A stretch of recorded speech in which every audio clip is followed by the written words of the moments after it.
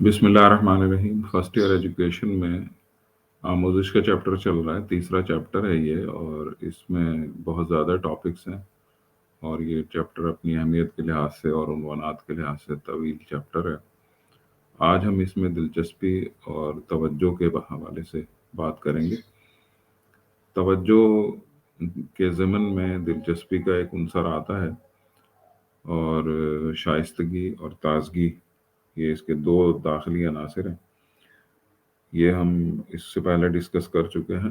آج ہم دیکھیں گے کہ دلچسپی جو ہے وہ کیا ہے اور کس طرح سے پیدا ہوتی ہے، اور اس کا کیا رول ہے آموزش میں، اس کا کیا کردار ہے دلچسپی کا. تو اس حوالے سے آج کی ہماری گفتگو ہے. اس کو بہت غور سے اور توجہ سے دیکھیے گا. دلچسپی کا مطلب یہ ہے کہ کوئی بھی اسٹوڈنٹ جو ہے وہ تیار ہے عنوان کو جذب کرنے کے لیے، سمجھنے کے لیے. دلچسپی کا مطلب یہ ہے کہ شاگرد جو ہے وہ اپنے ہوش و حواس میں بالکل تیار ہے کہ وہ کسی بھی نئے عنوان کو، کسی نئے کسی کنسیپٹ کو سمجھنے کے لیے وہ تیار ہے. اس سلسلے میں جو ماہر نفسیات ہے میک ڈوگل، وہ کہتا ہے کہ دلچسپی جو ہے وہ طبیعت کا ایک رجحان ہے، جس کا مطلب یہ ہے کہ بچہ جو ہے وہ سیکھنے کے لیے تیار ہے. اس میں کچھ خارجی عناصر ہیں، جس میں سب سے پہلے نمبر پہ گہرائی یا شدت ہے، انٹینسٹی یا اسٹرینتھ آف دا اسٹیمولس. جس جانب توجہ دینا، مبذول کرنا ضروری ہے، اس کا تاثر جتنا شدید ہوگا اور جتنی اس میں گہرائی ہوگی، اتنا ہی زیادہ دلچسپی پیدا ہوگی. کسی معمولی چھوٹی سی آواز کے نتیجے میں ایک سریلی اور ذرا بلند آواز ہو تو وہ زیادہ جلدی توجہ بھی حاصل کرتی ہے اور دلچسپی کا باعث بھی بنتی ہے. اسی طرح سے چیزوں کے نام یا فلموں کے نام اس طرح کے رکھے جاتے ہیں کہ اس میں خود بخود دلچسپی پیدا ہو اور انسان اس جانب توجہ لے کر جائے. اپنی سبق کا عنوان ہو یا کسی کہانی کا عنوان ہو، اس کا نام ایسا رکھا جاتا ہے کہ توجہ اور دلچسپی دونوں پیدا ہو جائیں اس کے اندر. اس کے بعد وسعت ہے، یعنی وسعت کا مطلب یہ ہے کہ اس کو ایکسٹینسو کرنا، بڑائی اس کی. وسعت کا مطلب یہ ہے کہ ہیوج اماؤنٹ یا بگ سائز، لارج سائز. تو نظر آنے والی اشیاء میں سے بڑے سائز کی، بڑا منظر جو ہے وہ چھوٹے کے مقابلے میں زیادہ واضح اور دلچسپ نظر آتا ہے. دیکھنے میں بھی، محسوس کرنے میں بھی اور سمجھنے میں بھی، دونوں ہی چیزوں میں آسانی ہوتی ہے اس میں. اس لیے وسعت جو ہے وہ ایک خارجی عنصر ہے دلچسپی پیدا کرنے کے لیے. حرکت یا موومنٹ جو ہے وہ بھی ایک خارجی عنصر ہے. حرکت کرتی ہوئی اشیاء جو ہیں وہ زیادہ دلچسپی اور توجہ کا باعث بنتی ہیں. جو بچے ٹاڈلرز ہوتے ہیں نا، گھٹنے چل رہے ہوتے ہیں، جن بچوں کو آپ اگر انہیں دیکھیں تو وہ زمین پر پڑی ہوئی اشیاء کے مقابلے میں ایک چلتا ہوا جو چونٹا ہے یا چونٹی ہے یا کوئی چھوٹا انسیکٹ ہے جو موو کر رہا ہے، وہ اس کے پیچھا کرتے ہیں، اس کا تعاقب کرتے ہیں، کیونکہ وہ چل رہا ہوتا ہے. وہ بچے کے لیے بہت ہی دلچسپی کا باعث ہوتا ہے. اسی طرح سے بڑوں کے لیے بھی جو چیزیں موومنٹ کر رہی ہوتی ہیں وہ زیادہ دلچسپی کا باعث ہوتی ہیں اور اس کی طرف توجہ زیادہ جاتی ہے. اسی لیے آج کل جو ہے اینیمیشن کو بہت زیادہ پسند کیا جاتا ہے کہ چیزوں کو موو کرتے ہوئے دکھایا جائے، اور وہ زیادہ توجہ حاصل کرتا ہے. اس کے بعد چوتھے نمبر پہ جو ہے جدت یا تنوع ہے، جس میں کہ چیزوں کو ذرا جدید انداز میں بھی اور اس میں ڈائیورسٹی بھی پیدا کرنی چاہیے، کہ نیا پن ہو، کچھ اس میں نئی چیز محسوس ہو. میری اس حوالے سے، آپ کے اس کورس کے حوالے سے اور اس موضوع کے حوالے سے گزارش ہے ان لوگوں سے جو کہ کریکولم ڈیولپمنٹ ونگ میں شامل ہوتے ہیں. وزارت تعلیم کے تحت منسٹری آف ایجوکیشن ہے ہماری، اس میں کریکولم ونگ ہوتا ہے، بک ڈیولپنگ کا ایک ونگ ہوتا ہے. تو ان لوگوں کو چاہیے کہ یہ ہر سال کورس کو ریوائز کرنا ضروری ہے. اگر پورا کورس یا پوری بک ریوائز نہیں ہوتی تو چند مضامین اور کہانیاں ایسی ضرور ہونی چاہیے جو کہ نئی شامل کی جائیں. یہ بہت بڑا ستم ہے اسٹوڈنٹس کے ساتھ کہ عرصہ دراز سے میٹرک کی انگلش، میٹرک کی بایولوجی سبجیکٹس وغیرہ جو بڑے ہی تسلسل کے ساتھ ایسے چلتے چلے آ رہے تھے کہ جو ٹیچرس کو بھی حفظ ہو گئے تھے اور بچے بھی اکتاہٹ کا شکار ہو گئے تھے اس سے. اب یہ بڑی ایک خوشائن بات ہے کہ اس کو یکسر تبدیل کیا گیا ہے اور اس میں بالکل جدید چیزیں شامل کر دی گئی ہیں. یہ بہت اچھی بات ہے، لیکن اس کو بتدریج ہونا چاہیے. یعنی اب آج جو چیزیں شامل کی گئی ہیں اگلے سال اس کے مقابلے میں کچھ نسبتاً نئی چیزیں شامل کی جائیں اور پھر اس سے اگلے سال مزید نئی زمانے کے لحاظ سے، تقاضے کے لحاظ سے چیزوں کو شامل کرتے رہنا چاہیے. اس سے دلچسپی برقرار رہتی ہے، پڑھانے والے بھی اپنے آپ کو اپ گریڈ کرتے ہیں اور پڑھنے والے کے نالج میں بھی فائدہ مند اور مفید اضافہ ہوتا ہے اور دلچسپی اور توجہ برقرار رہتی ہے. لہٰذا اس بات کی بڑی شدید ضرورت ہے کہ جدت اور تنوع جو ہے وہ پیدا کیا جانا چاہیے. تبدیلی یا تغیر جو ہے، چینج، اس کو بھی رفتہ رفتہ یعنی ہر سال کچھ نہ کچھ تبدیلی اور تغیرات کا شامل ہونا ہماری زندگی میں اور اسٹوڈنٹس کی زندگی میں بہت ضروری ہے. مسلسل اور تسلسل سے ہونے والا کام عدم توجہی اور عدم دلچسپی کا باعث بن جاتا ہے، لیکن اگر اس میں کوئی تبدیلی آئے، اس میں کچھ جدت پیدا کی جائے تو وہ مزید زیادہ دلچسپی اور زیادہ توجہ حاصل کر لے گا. اعادہ اس کے بعد ہے نمبر 6 پہ، یعنی کہ ریپیٹیشن. ریپیٹیشن وہ عمل ہے جس میں دلچسپی نہ بھی ہو تو توجہ حاصل کرنا ضروری ہے، کیونکہ وہ ایک ایسی کیفیت ہوتی ہے جس میں غیر ارادی طور پر انسان کو توجہ دینا ہی ہوتی ہے اور اس کو یاد کرنا ہوتا ہے. امتحانی نقطۂ نظر سے ہو یا کسی بھی نقطۂ نظر سے ہو، اس کو یاد کرنا بہرحال اگر ضروری ہوتا ہے تو پھر اعادہ اس کا ایک بہتر اصول ہے کہ اس کو ریپیٹ کیا جائے، بار بار ریپیٹ کیا جائے. اور ریپیٹ انہی چیزوں کو کیا جاتا ہے جن کی اہمیت ہوتی ہے. زیادہ اہمیت دلانے کے لیے، جیسا کہ نماز کا معاملہ ہے کہ ہر روز نماز کو دہرایا جاتا ہے، 5 بار نماز پڑھی جاتی ہے مختلف اوقات میں. اس کے بعد نمبر 7 ہے نمایاں خاصیت. کسی چیز کے اندر کوئی اسپیشل کوالٹی ہو تو وہ توجہ حاصل کر لیتی ہے اور دلچسپی کا باعث بھی بنتی ہے. مثال کے طور پہ ایک روایتی سرکس چل رہا تھا بہت عرصے سے، جسے موت کا کنواں کہا جاتا ہے. اس میں موٹر سائیکلیں چلا کرتی تھیں، بائسیکل بھی ہوتی تھی، لیکن اب اس میں کار کو شامل کر کے اس میں ایک نمایاں خاصیت پیدا کر دی گئی کہ کار جو ہے وہ بھی موت کے کنویں میں جو ہے وہ اسٹریٹ سیدھے زمین پر چلنے کے بجائے وہ ورٹیکلی اس کے اوپر چلتی ہے. تو یہ ایک بڑی دلچسپی کی بات ہے اور ان طریقوں سے جو ہے اسٹوڈنٹس کی دلچسپی پیدا کی جا سکتی ہے کورس کے لحاظ سے. اس کے آگے توجہ کی اقسام ہیں. اقسام میں جو ہے 3 اقسام ہیں. ایک غیر ارادی ہے، دوسرا ارادی ہے اور تیسرے نمبر پہ غیر ارادی کو مشروط کیا گیا ہے ثانوی سیکنڈری اسٹیمولس کے طور پہ. غیر ارادی توجہ جو ہے وہ ارادی میں تبدیل ہو جاتی ہے. تو غیر ارادی توجہ وہ ہے جس میں کہ آپ گزرتے ہوئے اچانک کسی چیز پہ نظر پڑ جاتی ہے اور وہ شخص وہاں کھڑا ہو کر اس کو دیکھنا شروع کر دیتا ہے. تو یہ ایک غیر ارادی توجہ کی حالت ہوتی ہے جس میں کہ وہ نہ چاہتے ہوئے بھی اس کی جانب مبذول ہوتا ہے توجہ اور دلچسپی اس کے اندر اس کی چلی جاتی ہے اور اس پہ وہ تھوڑا سا وقت گزار کے دیکھتا ہے کہ اگر وہ اس کی دلچسپی کا ہے تو مزید وقت گزار کے اس کو دیکھتا رہتا ہے، لیکن اگر وہ یہ سمجھتا ہے کہ نہیں یہاں پر میرا وقت ضائع ہو رہا ہے تو پھر وہ آگے بڑھ جاتا ہے. اس کو غیر ارادی توجہ کہتے ہیں. ارادی توجہ کا مطلب یہ ہے کہ جانتے بوجھتے ہوئے اس جانب اپنی توجہ کو مبذول کرنا جو کہ زندگی میں اہم ہے، امپورٹنٹ ہے. جیسے کہ ہم نماز کے لیے جاتے ہیں اور اس کے اندر جان بوجھ کر اپنی توجہ نماز کی طرف مبذول کراتے ہیں، بار بار اپنے ذہن کو بھٹکنے سے بچاتے ہیں، قرآن مجید کی تلاوت کرنے بیٹھتے ہیں۔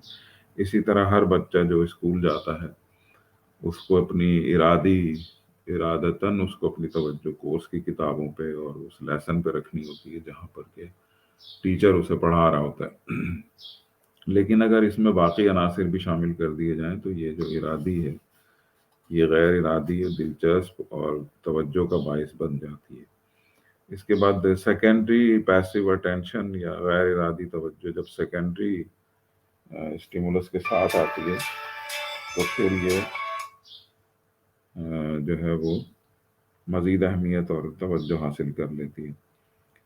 دوبارہ سے آنا اس کو اسٹیمولس کے طور پہ مسلسل اگر کسی چیز کی تکرار کی جائے اور مسلسل وہ ٹاپکس بار بار سامنے آتے رہیں تو پھر وہ چیز جو ہے وہ غیر ارادی کے بجائے دلچسپی اور توجہ کا باعث بن جاتی ہے۔ اس کے بعد توجہ کے درجے ہیں، کچھ اسٹیپس ہیں جن میں اسٹیجز سے گزر کے توجہ بڑھتی ہے اور آگے چلتی ہے۔ اس کو بہتر بنانے کے لیے کچھ اقدامات ہیں جیسے کہ محرک ہے، یعنی اسٹیمولس ہونا بہت ضروری ہے، پرسکون ماحول کا ہونا ضروری ہے، ڈسٹربنس نہ ہو، زیادہ شور شرابہ نہ ہو، کلاس روم ایٹماسفیئر بہت ہی پرسکون ہو جائے۔ تیسرے نمبر پہ یہ کہ ماحول پرکشش بھی ہونا چاہیے جس میں ظاہر ہے کہ صفائی ستھرائی کا ہونا، روشنی کا ہونا ایک کلاس روم کے لیے اس کے اندر اٹریکشن کا باعث بنتا ہے، اچھا فرنیچر ہونا، کشادہ کلاس روم ہونا، یہ تمام چیزیں ایسی ہیں جو اس ماحول کو ایسا بناتی ہیں جہاں پر جانے کا دل چاہے انسان کا، یعنی کلاس روم کا ایٹماسفیئر ایسا ہونا چاہیے جس کی جانب بچہ جائے، کیونکہ وہاں اسے روزانہ جانا ہے اور کئی سال تک جانا ہے، اس لیے اس پر وائٹ واش کا ہونا، اس کے فرنیچر کا بہتر ہونا، روشنی کا مناسب انتظام ہونا، ہوا کا انتظام ہونا، یہ سارے انتظامات جو ہے وہ پرسکون پرکشش رکھنے کے لیے ضروری ہیں اور یہ ایک اچھا اسٹیمولس بھی فراہم کرتے ہیں۔ مناسب حالات بھی ضروری ہیں جو کہ اسکول کے اندر بھی اور اسکول کے باہر بھی ہونے چاہیے، گھر کا ماحول بھی مناسب ہو، شہر کا بھی حالات مناسب ہو۔ 5ویں نمبر پہ اساتذہ کا رویہ ہے، یہ بھی اسٹیمولس میں بھی آتا ہے، یہ اساتذہ کا رویہ دوستانہ ہونا چاہیے، مشفقانہ ہونا چاہیے، شفیق ٹیچرز ہونے چاہیے۔ پھر اس کے بعد صحت کا خیال رکھنا ہے کہ اسٹوڈنٹس کو اپنی صحت برقرار رکھیں تاکہ وہ توجہ کو زیادہ دیر تک برقرار رکھ سکیں۔ کو ریلیشنز یعنی دوستوں کے ساتھ روابط بھی ہونے چاہیے اور اچھے رابطے ہونے چاہیے، اور جن چیزوں پر توجہ نہیں دینی ہے اس پر ان کی عدم توجہ ہونی چاہیے۔ اب اس کے اندر یہ ایک عدم توجہ کا ایک نیا ٹاپک آ رہا ہے جس کا مطلب یہ ہے کہ توجہ کو ہٹا دینا یا جھٹک دینا۔ توجہ کی تعریف میں یہ بات آئی تھی کہ ہمارا شعور جب کسی ایک شے یا خیال پر مرکوز ہو جائے اور ارد گرد کی تمام اشیاء اور خیالات شعور میں مدھم ہو جائیں تو اس عمل کو توجہ کہا جاتا ہے۔ توجہ کی اس تعریف سے یہ بات سامنے آتی ہے کہ انسانی شعور بیک وقت دو سمتوں میں ایکٹیو ہوتا ہے، کسی شے پر توجہ دینا اور بہت ساری چیزوں کو نظر انداز کر دینا۔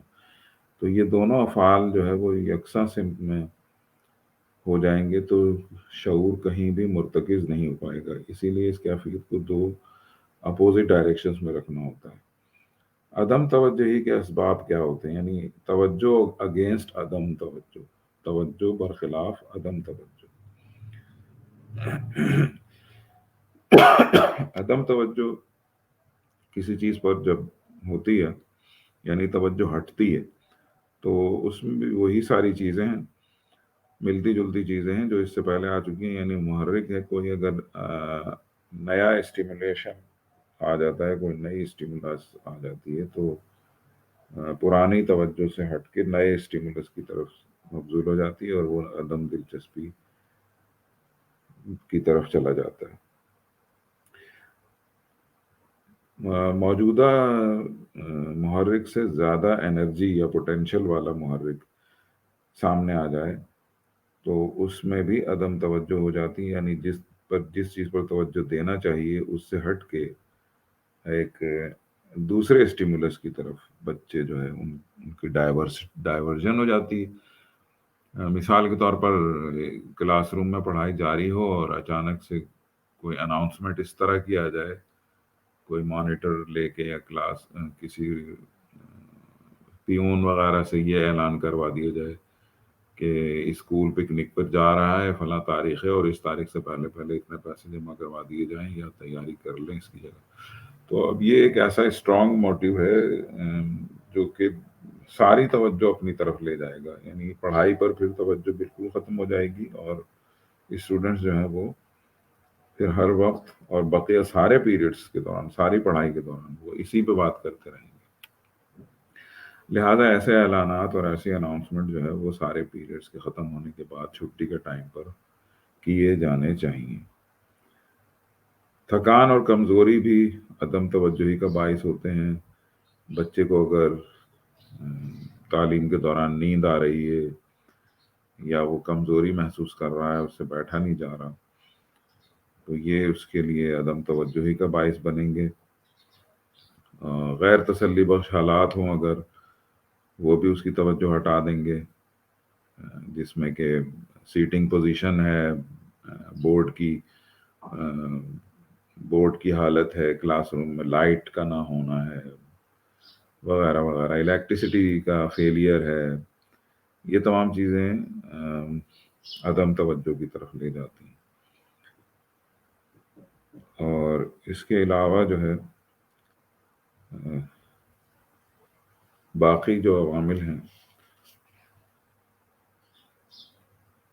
ان میں نیکسٹ جو آ رہا ہے ہمارے پاس وہ حافظہ اور فراموشی ہے، یعنی میموری اینڈ فارگیٹنگ، کسی چیز کو یاد رکھنا اور فراموش کر دینا۔ بظاہر حافظہ اور فراموشی ایک دوسرے سے مختلف کیفیات ہیں، لیکن ایک دوسرے سے مربوط بھی ہیں۔ ان کی الگ الگ تعریفیں ان کیفیات کو اور بھی زیادہ واضح کر دیتی ہیں۔ تو اب ہم اس کی ڈیفینیشن دیکھتے ہیں۔ حافظہ کس چیز کو کہا جاتا ہے؟ حافظہ سے مراد اشیاء، خیالات کو سمجھنا، انہیں ذہن نشین کر لینا اور وقت ضرورت انہیں ریکال کر لینا، دوہرا لینا، عمل کرنا اس کے اوپر، اس کو یادداشت میں واپس لے کر آنا اور اس کو تحریر میں لے کر آنا، یہ حافظہ کہلاتا ہے۔ تجربہ، ذہن نشین اور دہرانے کے اعمال کی وجہ سے حافظہ ایک نظریاتی اور عضویاتی عمل لگتا ہے، لیکن بنیادی طور پر حافظہ ایک ذہنی عمل ہے جو بیک وقت 4 ذہنی اعمال سے تشکیل پاتا ہے۔ وہ 4 اعمال کون سے ہیں؟ LIRR اس کو کہا گیا ہے، لرننگ، پھر انٹرول، پھر ریکال اور پھر ریٹینشن۔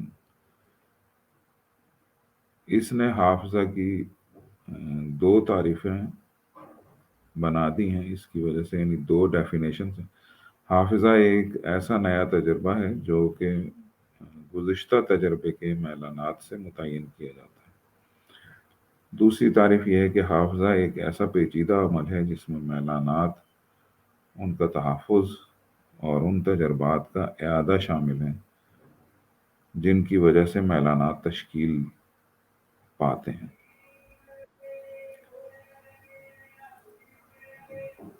تو اسٹوڈنٹس، یہ میرا آج کا لیکچر تھا جس میں ہم نے حافظہ تک ڈسکس کیا ہے۔